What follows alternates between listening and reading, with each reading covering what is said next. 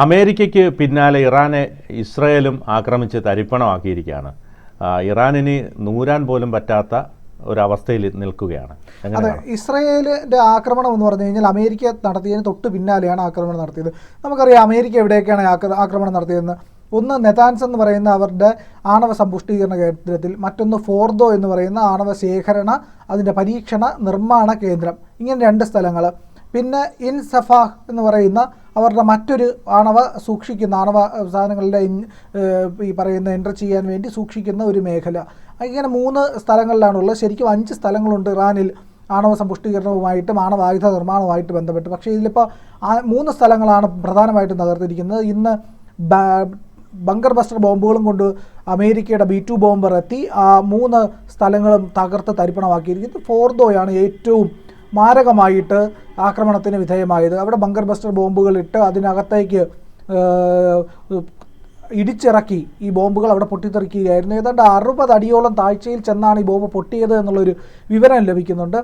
ബാക്കി വിവരങ്ങൾ ഇപ്പോൾ IAEA എന്നോ, അതായത് ഇൻ്റർനാഷണൽ അറ്റോമിക് എനർജി ഏജൻസി ഒന്നും എത്രത്തോളം ആണവ വികിരണം അവിടെ ഉണ്ടായിട്ടുണ്ടെന്നും പറഞ്ഞിട്ടില്ല. കാരണം അമേരിക്കയുടെ കീഴിലുള്ള, അല്ലെങ്കിൽ അമേരിക്കയ്ക്ക് നിയന്ത്രണമുള്ള ഒരു സംഘടനയാണ് IAEA എന്ന് പറയുന്നത്.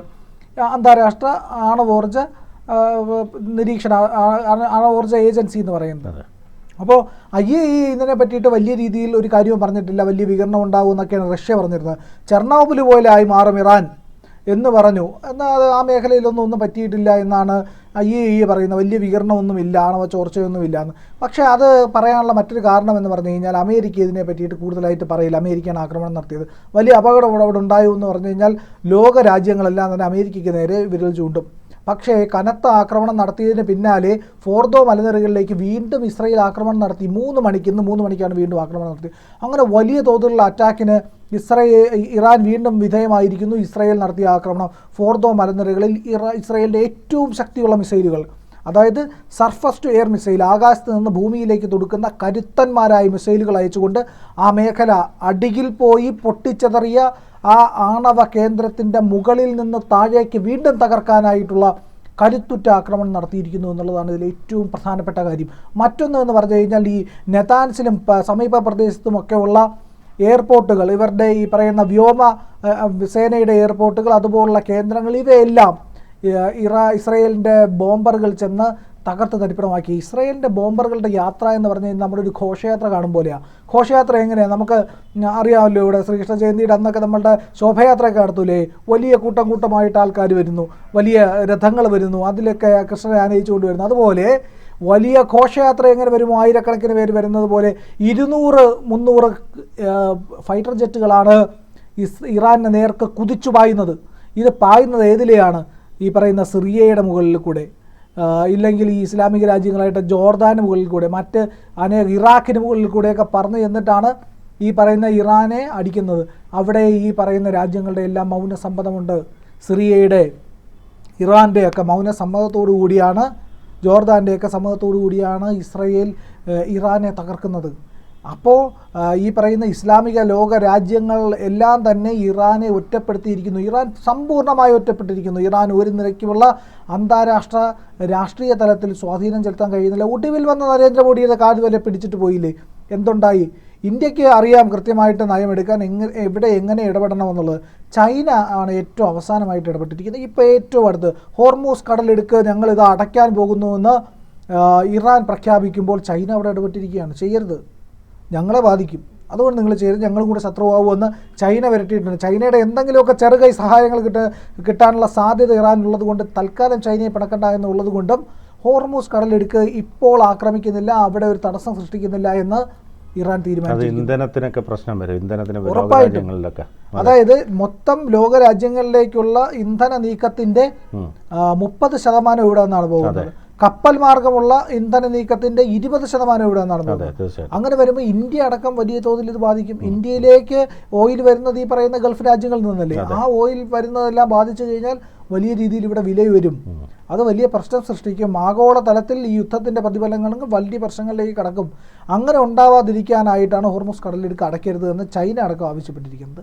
ഇനി മറ്റൊരു കാര്യവും കൂടെ നമുക്ക് നോക്കാൻ കഴിയുന്നതെന്ന് പറഞ്ഞു കഴിഞ്ഞാൽ, ഈ ഇസ്രയേലിൻ്റെ ആക്രമണത്തിൽ മറ്റൊരു നിർണായകമായ ഒരു കാര്യമുണ്ടായി. അത് ടെഹ്റാനിൽ ഒരു ക്ലോക്ക് സ്ഥാപിച്ചിട്ടുണ്ട്. നമുക്കറിയാം നമ്മുടെ നാട്ടിലൊക്കെ ക്ലോക്ക് ടവർ ഉണ്ട്. സെക്രട്ടേറിയറ്റിന് മുകളിൽ ഒരു ക്ലോക്ക് ടവർ ഉണ്ട്. നമ്മുടെ കിഴക്കേക്കോട്ടയിൽ പത്മനാഭസ്വാമി ക്ഷേത്രത്തിൻ്റെ മുന്നിലായിട്ട് മേത്തൻമണി എന്ന് പറയുന്ന ഒരു ക്ലോക്ക് ടവർ ഉണ്ട്. കൊല്ലം ടൗണിൽ ഒരു ക്ലോക്ക് ടവർ ഉണ്ട്.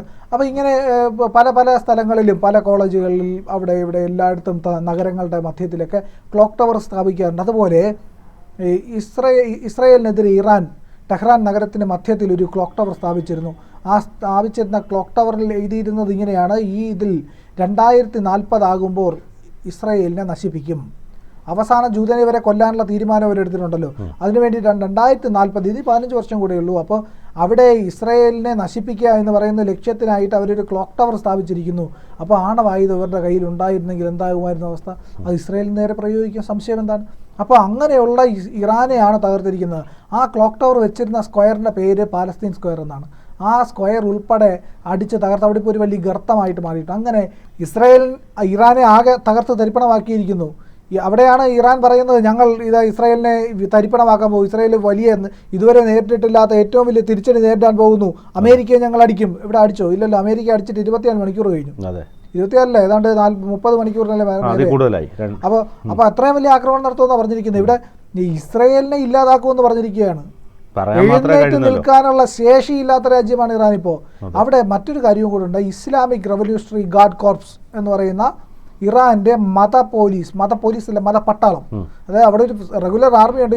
റെഗുലർ ആർമിയേക്കാൾ പവർഫുൾ ആയിട്ടുള്ള കമാൻഡോകളും മതനിയമങ്ങൾ പാലിക്കുന്നുണ്ടോ ആൾക്കാരെന്നൊക്കെ ചെക്ക് ചെയ്യാൻ വേണ്ടിയിട്ട് 1.5 ലക്ഷത്തോളം സൈനികർ വരുന്ന ഒരു സേനയെ ഈ പറയുന്ന ഖമൈനി ഉണ്ടാക്കിയിട്ടുണ്ട്. ആ ഖമൈനിയുടെ സേനയാണ് നിലവിൽ ഇറാനെ നിയന്ത്രിച്ചു കൊണ്ടിരിക്കുന്നത്. ആ സേനയ്ക്ക് അധികാരം നൽകിയിട്ടാണ് ഖമൈനി പോയിരിക്കുന്നത് ഒളിവിൽ, ബങ്കറിൽ ഏതോ പൊത്തിപ്പോയി ഒളിച്ചിരിക്കുന്നത്. അപ്പോൾ ആ ഇറാനിലെ ഇസ്ലാമിക് റവല്യൂഷണറി ഗാർഡ് കോർപ്സ് എന്ന് പറയുന്ന അവരുടെ ആസ്ഥാനത്തേക്ക്, അവരുടെ പ്രൊപ്പഗൻഡ നടപ്പിലാക്കുന്ന മറ്റൊരു ബിൽഡിങ്ങിലേക്ക്, ഈ 2 കേന്ദ്രങ്ങളും ഇസ്രായേൽ തകർത്തിരിക്കുകയാണ്. ഇസ്രായേലിൻ്റെ വ്യോമസേന പോയി തകർത്തിട്ടാണ് വന്നത്. വെട്ടുകിളികൾ ചെല്ലുന്നത് പോലെ ചെന്ന് മുഴുവൻ നശിപ്പിച്ച് തിരിച്ചു വന്നിരിക്കുന്നു. അവിടെ 100 കണക്കിന് ഇസ്ലാമിക് റവല്യൂഷണറി ഗാർഡ് കോർപ്സിൻ്റെ പട്ടാളക്കാർ മരിച്ചിട്ടുണ്ട് എന്നുള്ളതാണ്, അല്ലെങ്കിൽ ഈ മതപട്ടാളക്കാർ മരിച്ചിട്ടുണ്ട് എന്നുള്ള വിവരങ്ങളും വെളിയിലേക്ക് വരുന്നുണ്ട്. അപ്പോൾ അങ്ങനെ ഇസ്രായേൽ ഇറാനെ അടിമുടി ആക്രമിച്ച് ഇല്ലാതാക്കിക്കൊണ്ടിരിക്കുന്നതിൻ്റെ വാർത്തകൾ പുറത്തേക്ക് വരുന്നു. ഇസ്രായേലിലേക്ക് ചെറിയ തോതിലുള്ള ആക്രമണമൊക്കെ ഇറാൻ നടത്തിയതിൽ 1-2 കൊണ്ടിട്ടുണ്ട്. ഈ പറയുന്ന ടെൽ അവീവിൽ ചില കെട്ടിടങ്ങളൊക്കെ തകർത്തിട്ടുണ്ട്, ശരിയാണ്. പക്ഷേ ഇസ്രായേലിനെ സമ്പൂർണ്ണമായി നശീകരിച്ച് കളയാം എന്ന് വിചാരിച്ചു കഴിഞ്ഞാൽ അത് ഇറാൻ്റെ സ്വപ്നം മാത്രമായിട്ട് അവശേഷിക്കും. ഇനി ഖമനി കൂടെ വീഴാനുള്ളൂ. അത് എപ്പോൾ എന്നുള്ളതിൻ്റെ ഡേറ്റും ഈ പറയുന്ന നമ്മൾ പറയുമല്ലോ, നമ്മുടെ നാട്ടിലൊക്കെ പറയുമല്ലോ, ഈ ചാവടി എന്തെങ്കിലുമൊക്കെ നടത്താനുള്ള അതിൻ്റെ ഡേറ്റ് കുറിക്കുക എന്ന് പറയുന്ന ഒരു ജോലി മൊസാദ് ചെയ്യുന്നുണ്ട്.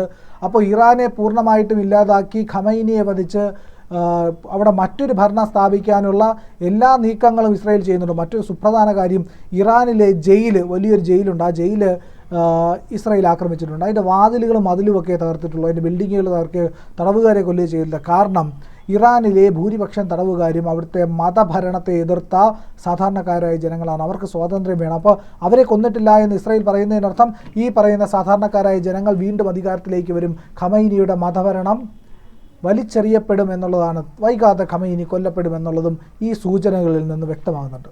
കൂടുതൽ വാർത്തകളും വിശേഷങ്ങളും നിങ്ങളിലേക്ക് എത്താൻ ABC മലയാളം സബ്സ്ക്രൈബ് ചെയ്യുക, ബെൽ ബട്ടണും അമർത്തുക.